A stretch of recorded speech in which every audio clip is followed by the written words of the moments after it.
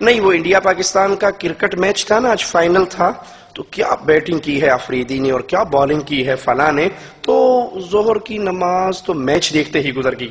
بھائی آپ مسلمان، اللہ بڑا غفور الرحیم ہے، ایویں نہ ڈرایا کرو، بڑا معاف کرنے والا ہے اللہ. عشاء کی نماز پڑھی نہیں، وہ جمعرات تھی نا، تو کمپنی میں دوست وی سی آر لے کر آئے تھے اور پاکستان سے ایک لیٹسٹ فلم آئی تھی، انڈیا کی ٹاپ سپر ہٹ فلم آئی تھی، تو رات تو پھر وہ مغرب عشاء تو اودے وچ ہی لنگ گئی. بھائی اللہ بڑا غفور الرحیم ہے. یہ اللہ کی بغاوت کرنے والے، اسلام کی بنیادوں کو گرا دینے والے، جب ان سے بات کی جائے اللہ بڑا غفور الرحیم ہے. مالک کیا فرما رہا ہے؟ ان الانسان لفی خسر، انسان بربادی میں، خسارے میں، گھاٹے میں، ہلاکتوں میں، کیونکہ اس کو یہ 60 سال، یہ 70 سال، یہ 80 سال، یہ 90 سال، یہ 100 سال اس لیے دیے تھے. تیرے بابا آدم کو تو جنت اللہ نے انعام کے طور پہ دی تھی، لیکن تجھے یہ زندگی دی ہے، اس زندگی کے اندر اس زندگی کو بنانے کے لیے محنت کر لینا. جس طرح رات کے اندر کسان اٹھتا ہے، کندھے پہ کسی ہے، دسمبر کی ٹھٹرتی ہوئی راتیں ہیں، وہ پانی لگا رہا ہے، وہ فصل دیکھ رہا ہے، وہ کھیتوں میں کام کر رہا ہے. لوگ کہتے ہیں بابا کیوں محنت کرتا ہے، کیوں نیندیں برباد کرتا ہے، کیوں آرام نہیں کرتا؟ وہ کہتے اگر آج آرام کر لیا، جب فصل کٹ کر آئے گی تو گھر میں کیا لاؤں گا؟ یہ زندگی اس لیے ملی، اور جس نے اس زندگی کو کھانا، پینا، بچے پیدا کرنا، سو جانا، بیگم کی لسٹیں پوری کر کے سامان اٹھا کر گھر میں لا کے رکھ دینا، بس یہی زندگی. جس نے اس زندگی کو یہ سمجھا، مجھے اللہ کا واسطہ دیتا ہوں، ایک سوال کرتا ہوں، ناراض نہ ہونا، اور اگر ہو بھی جاؤ تو میں قربانی کی کھالے مانگنے تو آیا نہیں ہوں، 11ویں کی کھیر کھانے تو آیا نہیں ہوں، اپنے اور آپ کے ایمان کو جھنجھوڑنے آیا ہوں. کھانا، پینا، بچے پیدا کرنا، سو جانا، سامان اٹھا کر گھر میں لے آنا، اگر یہی ہماری ڈیوٹی ہے، اللہ نے ہمیں اسی لیے پیدا کیا ہے. گدھے میں اور انسان میں کیا فرق ہے؟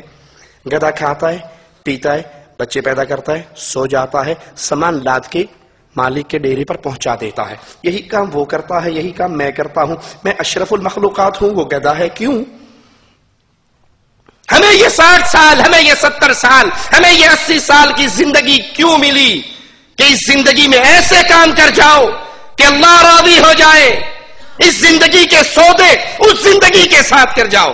سیدنا عثمان رضی اللہ عنہ وارضاہ کا تجارتی قافلہ آتا ہے، مدینے میں قحط سالی ہے، تجار اکٹھے ہو جاتے ہیں سارے مدینے کے.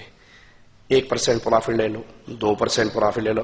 وہ کہتا نہیں مجھے تو زیادہ مل رہا ہے. کہا 3% لے لو. کہا اس سے بھی زیادہ مل رہا ہے. کہا 5% دینے کے لیے تیار ہے. کہا نہیں اس سے بھی زیادہ.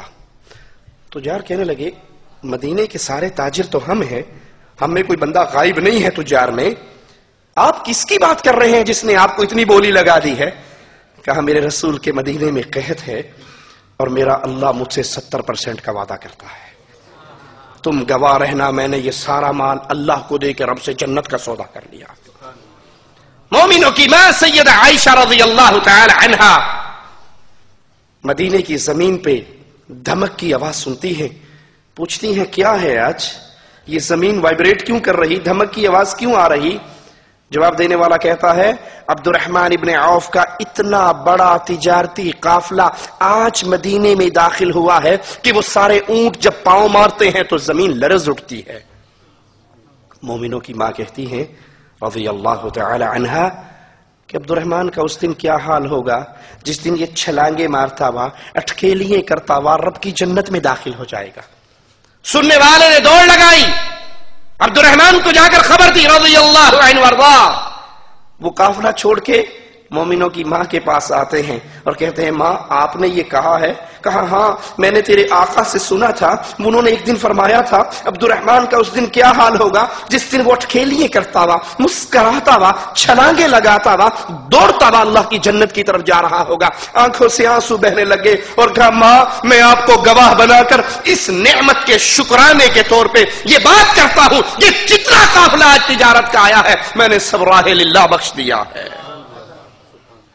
جن کی نظر جنہوں نے اس عمر کا سودا کر لیا ہوتا ہے، جن کی سوچ جنت کے اوپر ٹک چکی ہوتی ہے، امام الانبیاء علیہ الصلوۃ والسلام آوازیں لگاتے ہیں، میدان احد ہے، کفار گھیر رہے ہیں، آپ کے ساتھ 7 انصاری اور 1 مہاجر ہے، فرماتے ہیں من یردہم عنا وہو رفیقی فی الجنہ، کون ہے جو آج ان دشمنوں کو محمد سے دور کرے گا، رب اس کو جنت میں محمد کے قریب کر دے گا صلی اللہ علیہ وسلم۔ یکے بعد دیگرے صحابہ اٹھے اور سب کے سب امام الانبیاء کی حفاظت کرتے ہوئے شہید ہو گئے، نظر رب کی جنت پہ لگ گئی۔ مالک فرما رہا ہے لوگو، پوری انسانیت برباد ہونے والی، خسارہ پانے والی، گھاٹے میں جانے والی، جہنم کی آگ کا ایندھن بننے والی، الا الذین آمنوا، اب ذکر شروع ہوا ہے جو اس خسارے سے بچنے والے ہیں۔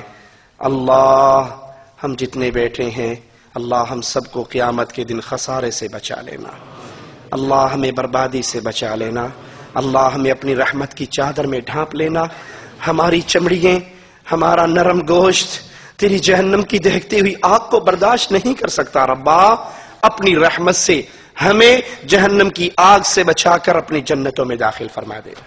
الا الذین آمنوا، سوائے وہ لوگ جو ایمان لے آئیں، جو اللہ پر ایمان لے کر آئیں۔ اس ایمان سے مراد اگر اللہ کو ماننا ہے، اللہ کا اقرار ہے، تو یہودی اللہ کو نہیں مانتے؟ مانتے ہیں۔ عیسائی اللہ کو نہیں مانتے؟ مانتے ہیں۔ مشرکین مکہ کے اللہ کو نہیں مانتے تھے؟ ہر بندہ کہہ سکتا ہے جی ہاں ہم ایمان لے کر آئے ہیں، ہم اللہ کو مانتے ہیں، ہمارا اللہ پر ایمان ہے، تو کیا کفار مکہ اللہ کو نہیں مانتے تھے؟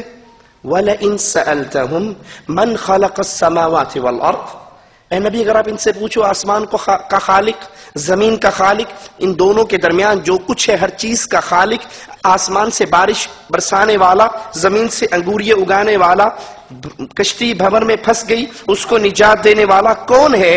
کن سے پوچھو؟ مسلمانوں کی بات نہیں ہو رہی، ابو جہل کی پارٹی کی بات ہو رہی ہے۔ تو یہ کیا کہیں گے؟ اللہ آسمان کا خالق ہے، زمین کا خالق ہے۔ لیکن یہاں اللہ ان کو کافر کہہ رہا ہے، مشرک کہہ رہا ہے، اس کی وجہ کیا ہے؟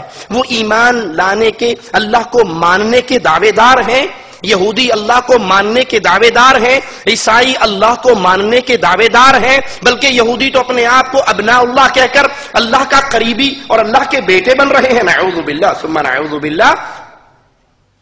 تو یہاں مالی کہہ رہے الا الذین آمنوا، خسارے سے وہ بچیں گے جو ایمان لے آئیں۔ مراد کیا ہے کہ اللہ پاک کا اقرار، اللہ کو تسلیم کرنا، اللہ کی ذات کو ماننا، یہ ویسا ایمان نہیں ہے۔